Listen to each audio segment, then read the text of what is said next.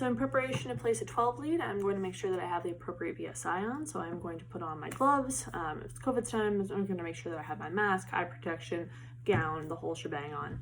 I am going to make sure that my patient's chest is exposed, taking care to preserve as much modesty as I possibly can, while still being able to access what I need to access.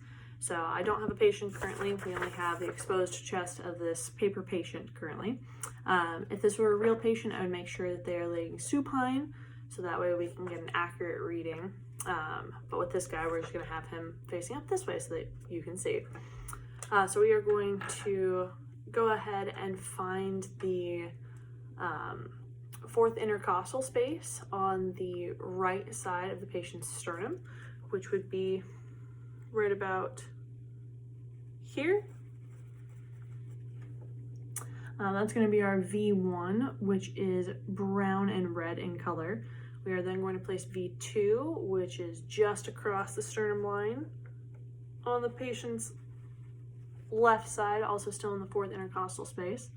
Then we are going to go to, we're going to do V4 before we do V3.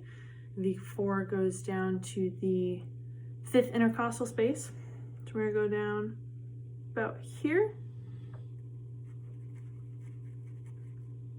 And then we are going to place V3 right in the middle of that.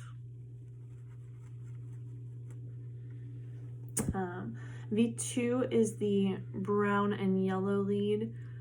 V3 is brown and green. V4 is brown and blue, so we're going to make sure that we put the appropriate ones there.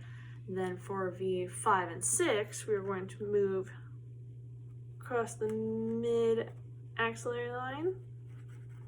That would actually probably go more over here. And then over here, which is actually on the side of the patient, which is harder to tell on paper, but it would be about under the armpit, mid-axillary line, following along the same line as everything else. The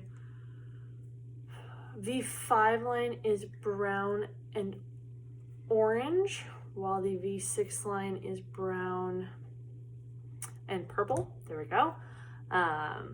Just to make sure that we have the appropriately colored leads in the correct places.